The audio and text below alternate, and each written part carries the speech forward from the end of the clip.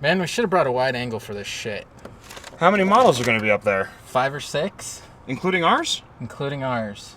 You tell me there's 5 or 6 models up in the studio ready to go? Ready to go. We should have brought a wide angle.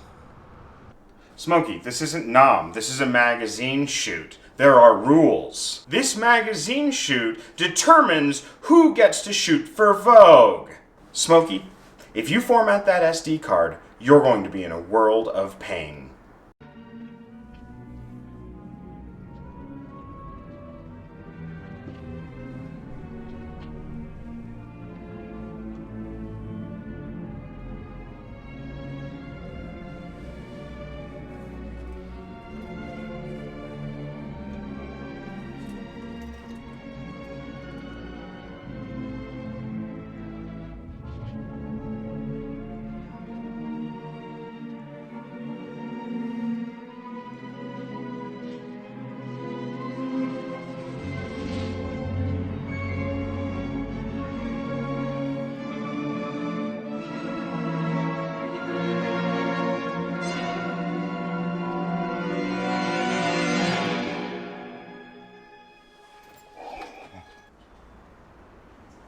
Oh, hello, welcome to my garage. As you probably noticed from the really wicked awesome intro that you just saw, Nick and I have been hard at work playing around with the new Dehancer plugin for DaVinci Resolve. Now, I may be a master photographer, at least I've been called that a few times by some other photographers. I am far from a cinematographer. Now, what I've learned from playing around with Dehancer is that it really makes getting the shots you want that much easier. Now, the plugin we're talking about today is in fact for DaVinci Resolve. Before I talk to you about the actual review, I'm going to show you how to install it and how we edited those clips that you saw right in the intro. Okay, so the first thing I'm going to show you is how to install Dehancer for DaVinci Resolve. So I've gone onto the Dehancer website and I've selected the OFX plugin for DaVinci Resolve.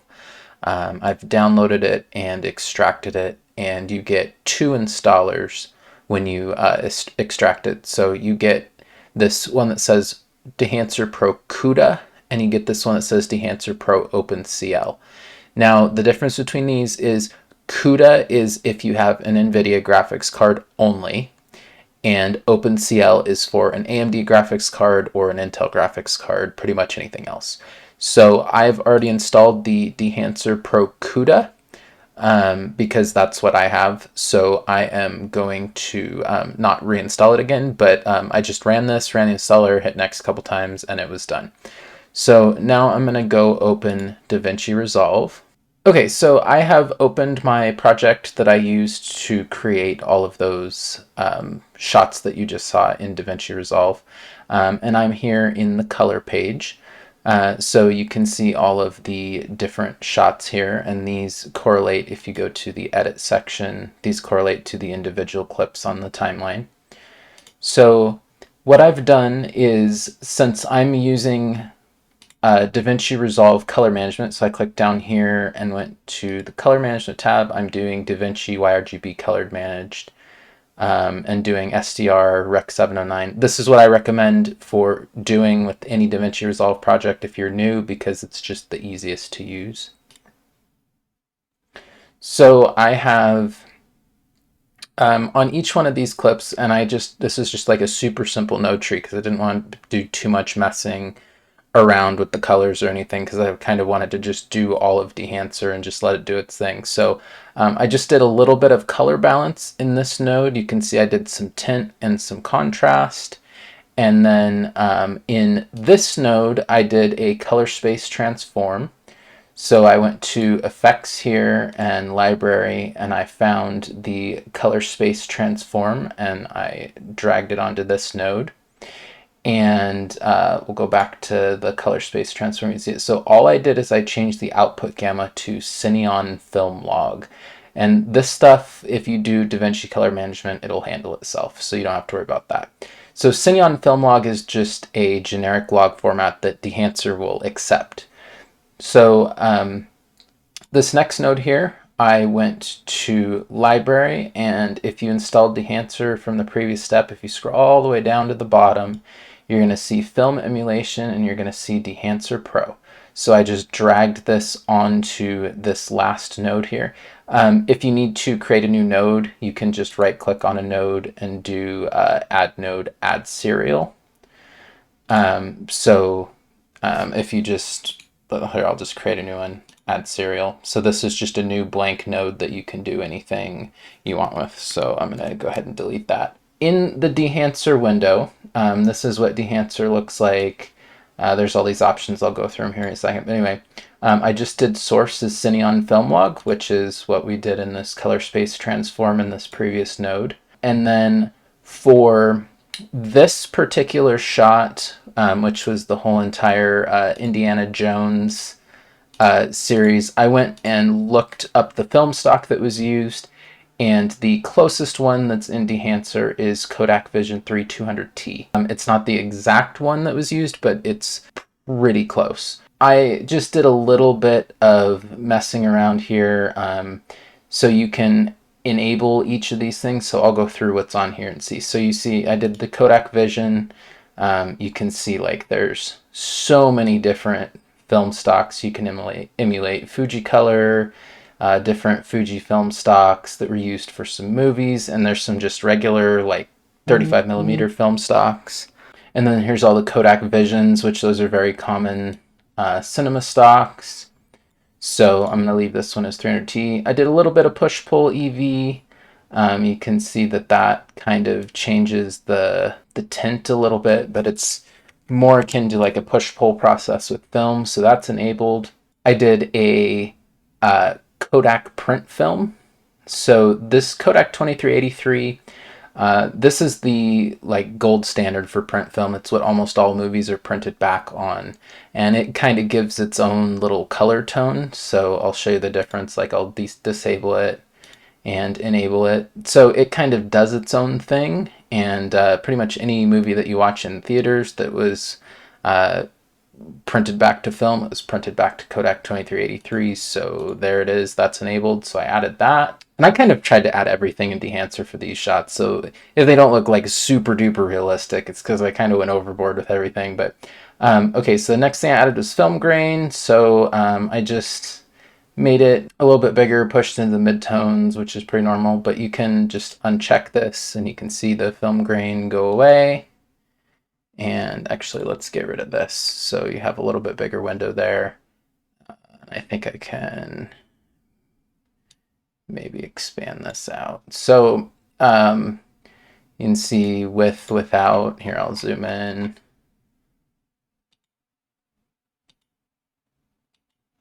So there's an example of with and without the film grain. So I'll leave that enabled. The next one is halation. So halation is kind of what adds this little red tint, and this is just kind of like a defect of film, but you know, like it kind of gives a film look. So I'll disable that and enable it, and you can see pretty clearly what's going on there. The next one is bloom. So bloom just adds like a little bit extra glow on the highlights. So I'll disable that and I'll enable it, and you can kind of see what that's doing there. I didn't add a vignette. I didn't think we really needed one.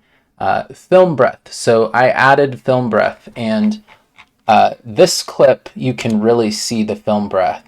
You can see it kind of wiggling around. Pretty much all that that's doing. Actually, that's the wiggling's the gate weave, but the film breath and the gate weave together kind of give it that little like wiggle, slight wiggle back and forth that kind of gives the impression that the film is actually being tracked through.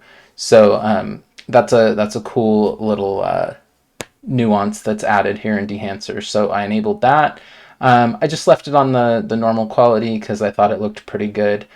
So that's pretty much it. That's what I did in Dehancer, and for each of these shots I picked a different film stock. So this shot that's supposed to be from the Big Lebowski, I used Kodak Vision 3500, which was the closest film stock to the one that was used for The Big Lebowski. And then in our first shot here, our Pulp Fiction shot, I used Kodak Vision 350, which is interesting because Quentin Tarantino uses a Kodak film stock that not really many people in Hollywood use. So it's kind of substandard one, but there's one that's pretty close in Dehancer here. So those are the ones that I picked.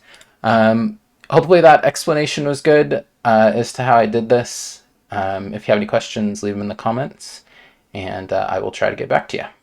Just like a fine pipe tobacco, or a Kalashnikov, or a Fuji, you want the right tool for the job. And what I learned from using Dehancer is that if you're an amateur cinematographer such as myself, someone who's not always great at getting lighting correct or getting the exact tones I want, if you want an example of this, go check out my first video right up there from almost 3 years ago.